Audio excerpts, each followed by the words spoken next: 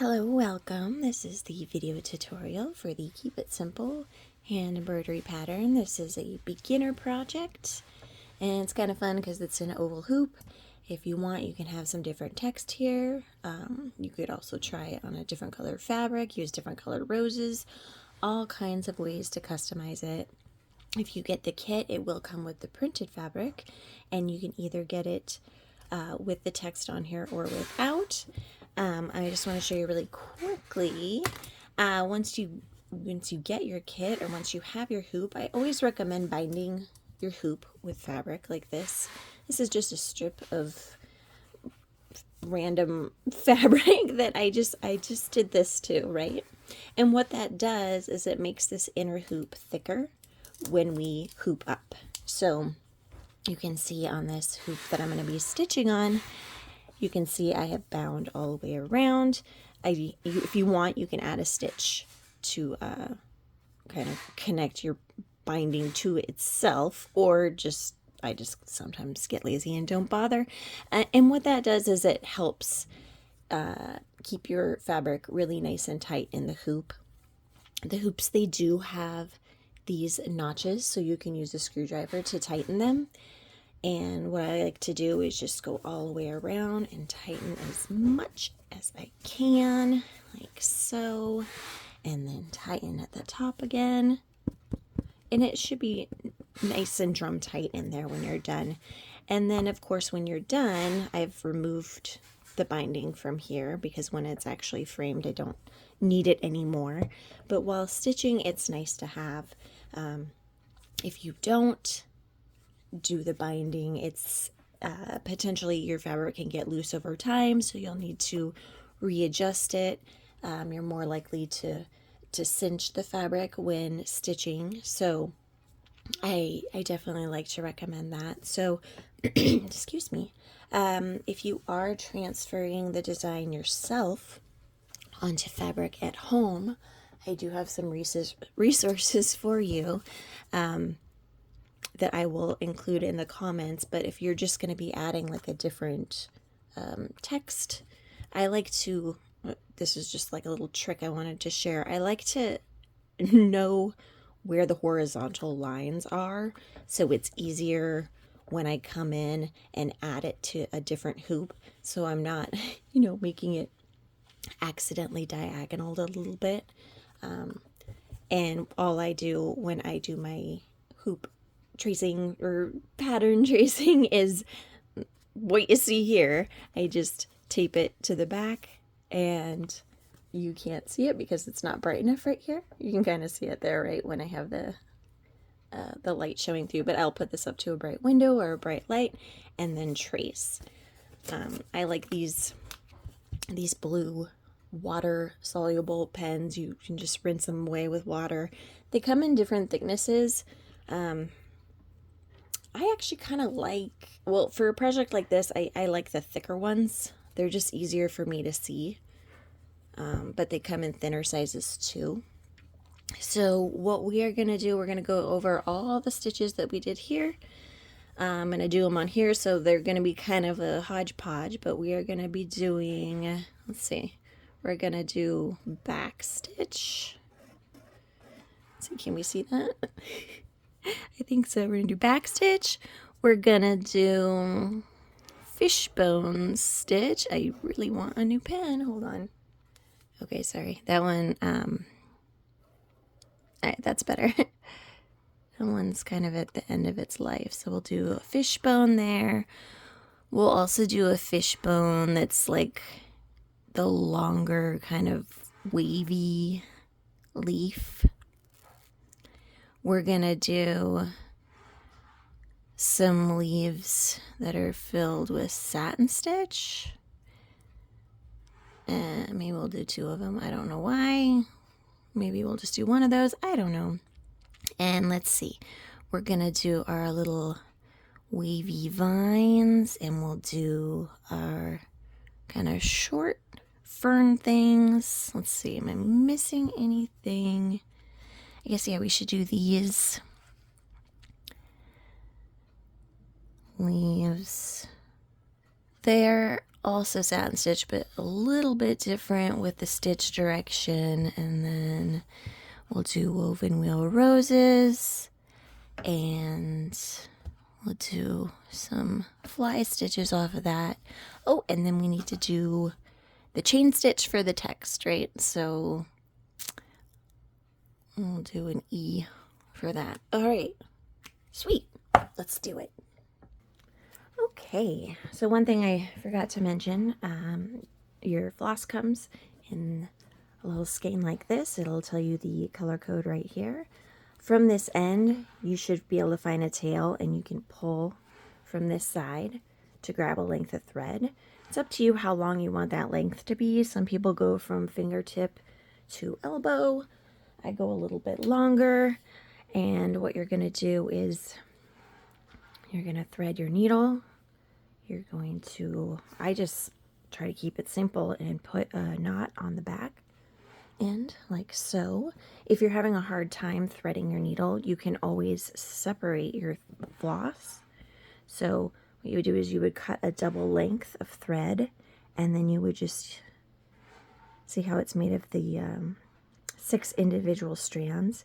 You can pull out one at a time if you want to be extra safe, 3 of these, and then put that through the eye of your needle, and then stitch with the doubled over length. So you would still be stitching with the total of 6 strands, which is what it, comes out as, but you're only having to thread 3 through the eye of your needle. So like I said, when I first start, I usually just use a knot like this. But as I continue with my work, it's real messy. I will kind of use the back of stitches like this to weave into, right? You could do, if I didn't have a knot there, you could always do like a double weave, something like that, right? To keep the back of your stitches secured. Let me cut that out. I don't actually need that. Okay, so let's get started. So we're going to start with that back stitch stem. And so with back stitch, here's the start of our line. We actually start a stitch length away and go down. And then come up a stitch length away. And we're going to go down through that very same hole. Up a stitch length away, back down, again sharing a hole. And what we do is we want to try our best to keep the stitches even, roughly the same length. When you're doing a straight line like this, it's fine to have your stitches this long. When you're doing like a more curvy line, you can make them shorter.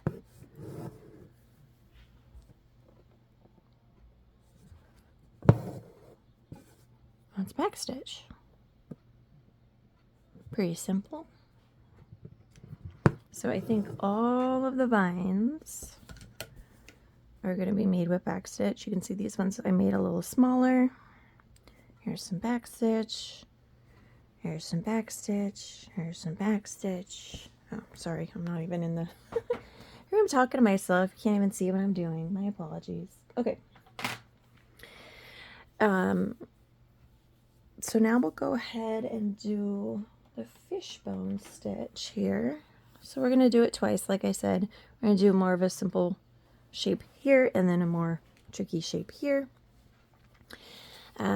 You'll notice, of course, I'm just demonstrating one of each type of element in the design. Be sure to refer to the stitch diagram and the photo to see where I placed the colors.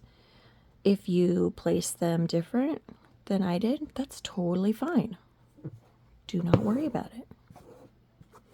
Okay, so fishbone stitch. We're going to come up at the very top of our leaf. And I'm going to go down about halfway. Really, it kind of depends on the size of the leaf. We'll just go for halfway.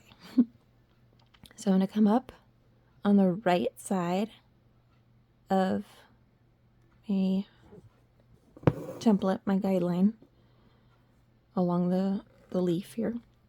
And I'm going to go down on the left, crossing over that center line. And then I'm going to repeat, this time coming up on the left side and going down to the right of that center line. And then I keep going. So I go up on the right, down on the left, up on the left, down on the right. Now, if you have the kit, you'll want to be sure that you are covering your guidelines, because the printed fabric, those templates are permanent, all right? So you can see how I'm doing it here. I'm kind of staying within that blue guideline I drew. When you're doing this with the printed fabric, you're gonna wanna go beyond. So like here, I'm kind of exaggerating it so that you're covering those guidelines.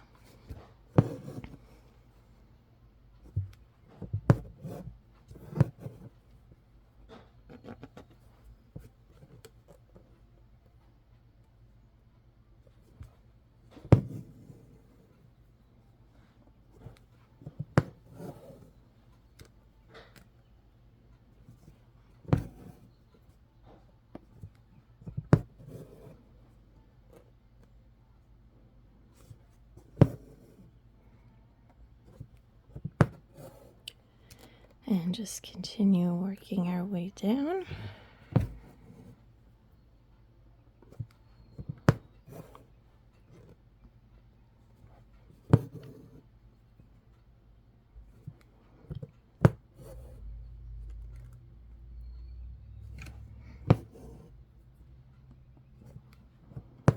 Now, as you get towards the bottom, you obviously want to make sure that you're not extending these stitches over the edge of your leaf shape, right?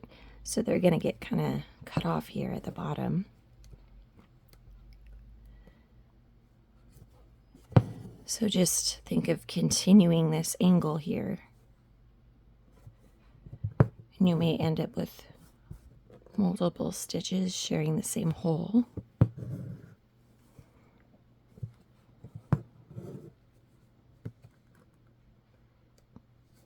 Just to round out the bottom of that leaf shape.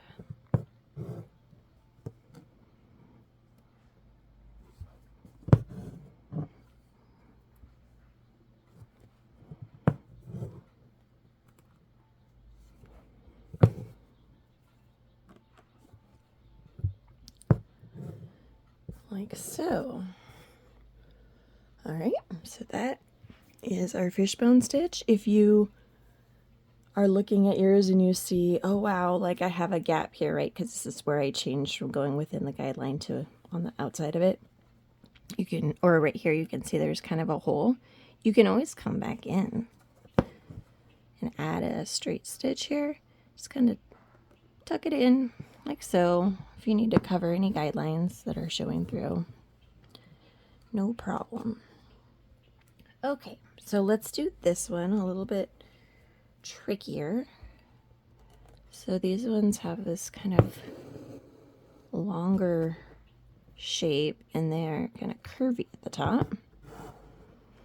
So I like to start on the side that it's curved away from, so I'll start on the left. It doesn't really matter when you're doing them like this if you start on the right or the left. So I'm gonna start on my left, down on the right. And so for this one, I'm going to kind of peek around the corner here like that. You see, I kind of had to come out from under.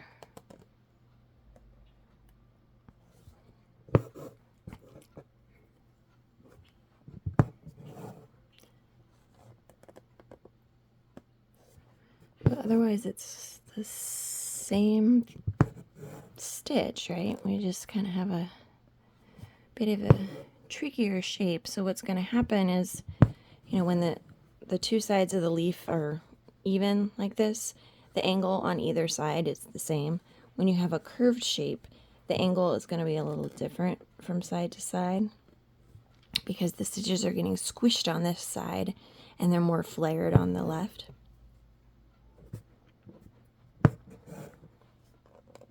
So sometimes it's so much like that that you need to do an extra stitch. So I will add my extra stitch on the left right now to kind of compensate for that, and then go back to doing every other side.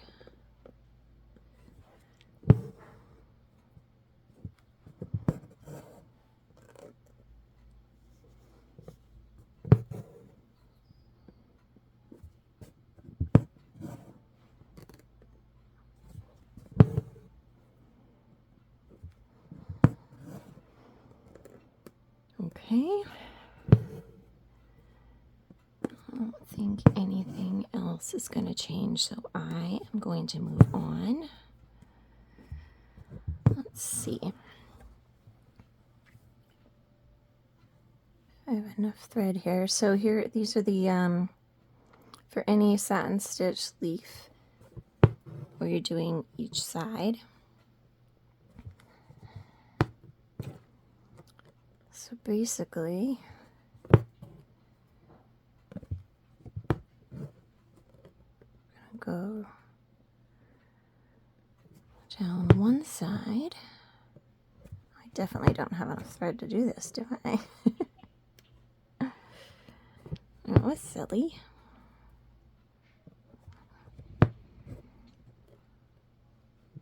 And same thing here, you want to make sure you're covering your guidelines.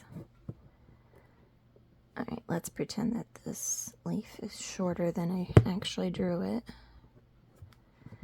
So I'll kind of taper it here.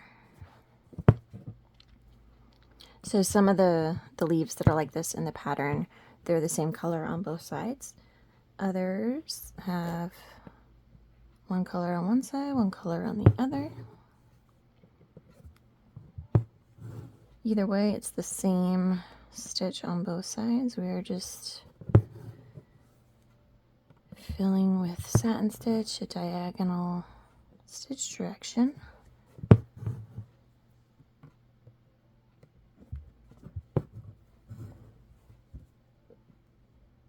And you can see, I don't know if it's because I'm right-handed or what, but my angles are not the same from left to right. Looks like on the left they're a little bit, my angle's not as extreme, which is fine. If you are concerned about keeping your angles the same from one side to the other, you can definitely come in with a pen or something and draw in the angles.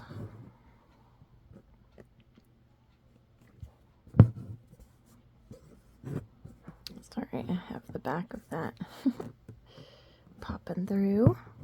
Okay, so that is that. So if you want, like I was saying, you could draw in your angles to help you keep them consistent as you go down the shape and between the two sides. Okay, so let's move on. I don't really see a reason to do that again. I'm not sure why I drew that twice. So let's do, should we do this one here? We're gonna do, so this is for the branched leaves right here. They are satin stitch, but it's not like a two-sided satin stitch like this, like the leaf isn't cut down the center, right? It's just the whole thing is satin stitch. But the angle at the base is a little bit angled, so I'll show you what that looks like. So I'm going to start like so, and kind of go on the left and go on the right. I do that just to kind of, I don't know, I think that's kind of habit. You don't really need to do that, but kind of helps me grow the leaf evenly on side to side. But since you guys have a guideline, you probably can just do one side then the other. But I do recommend starting with the center. So then I'm going to kind of start sharing a hole here. So these are more angled. There's a little fuzz I'm trying to hide. Same on this side.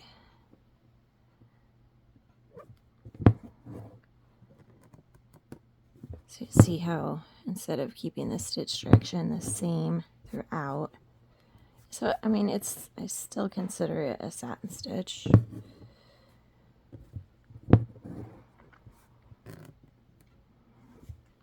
But it's almost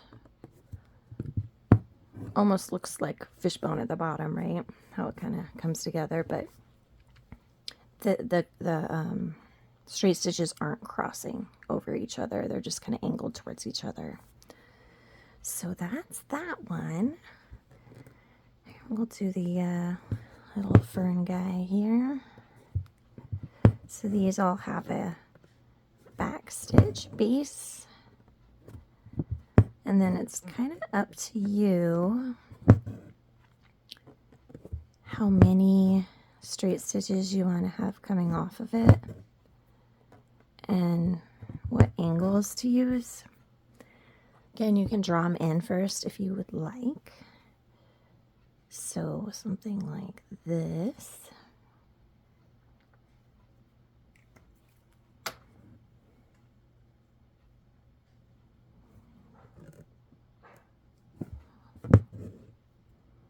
And I just come in and add those. I think in the pattern they're always a different color than the stem, but they don't have to be. You can pick whatever color you like. And you can see here I went down like in the back stitch hole, but here I'm kind of angled so that I'm kind of going behind a back stitch. Either is fine.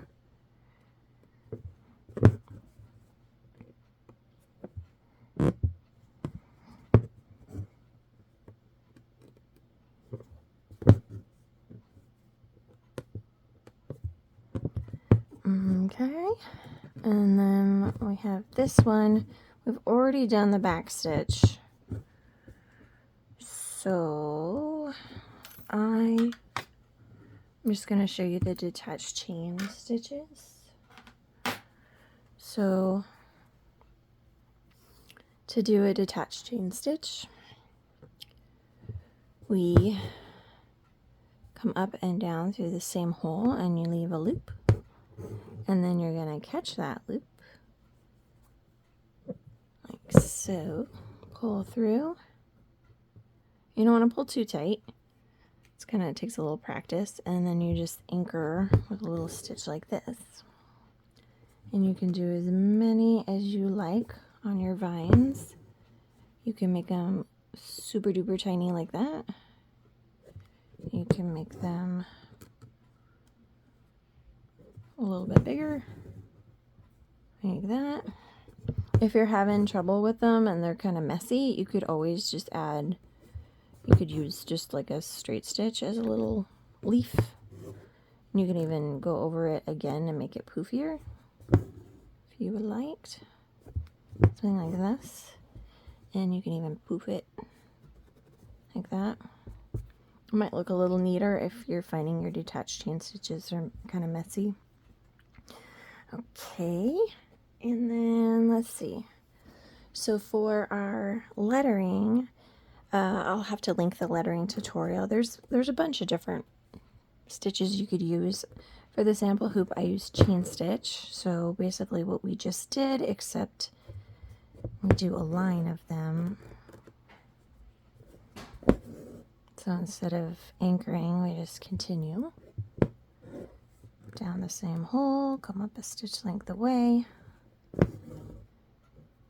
down the same hole, come up a stitch length away, etc.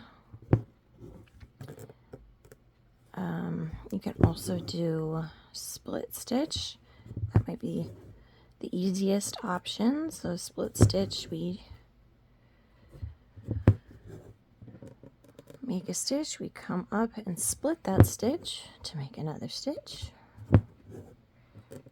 Split that stitch to make another stitch. And I would say actually a back split stitch is even easier, where you come up away and then go back to split that stitch. When you do something like that, you can actually kind of control the curves a bit easier. You can also use back stitch. You can use whipped back stitch. Clearly I did not make an E for my example. So I used all 6 strands for my lettering. If you want to use fewer strands, that's totally fine. I'll just show you, these are supposed to be little fly stitches here. It's very similar to a chain stitch, but instead of going down the same hole, you go down however distance away and then catch that loop here, tack it down like that. So basically it's like an open base detached chain stitch, right? It's just what I used to call them before I realized they had their own name, but they are fly stitches. And you can add as many of those to your project as you like, or none at all. Okay, and then finally we have our woven wheel rows. So it helps to find the center point. And we're going to do 5 spokes.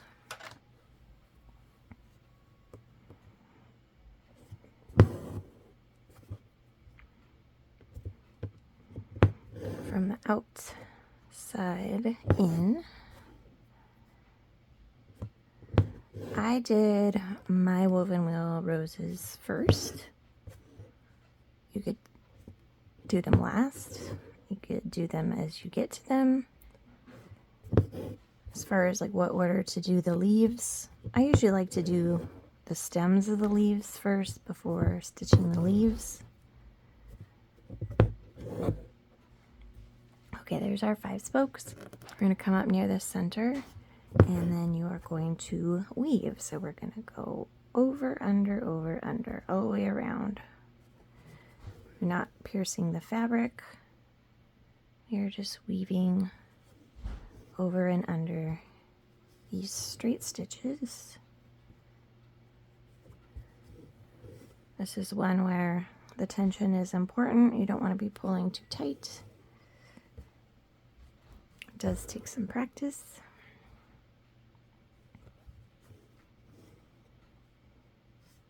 Of course, all of the stitches take some practice, right?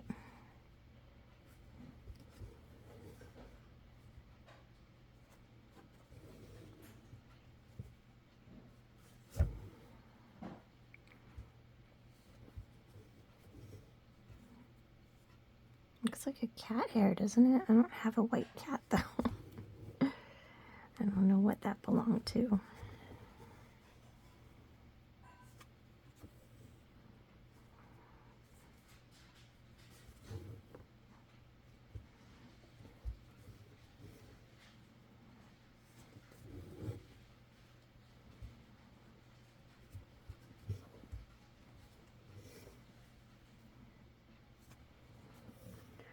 So as you keep going, you can see it's harder to see those spokes.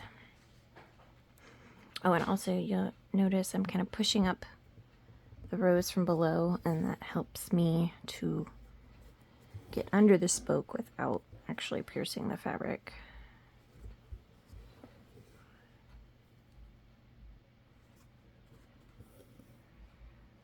So once you get towards the end, and you'll know you're at the end because your spokes are pretty much covered, you can just go back down through the fabric here. And then what I like to do is to kind of help shape my rows by adding some straight stitches around, and like this spoke is kind of showing a little bit, and this one too, so I'm gonna just come over here and add a couple stitches. I don't know, I feel like it secures the rows a little bit more as well. I don't know if it actually does, but it makes me feel better, so I like to do it. Okay, like so. I think that's it. So have fun. Please email if you have any questions. I'm always happy to help.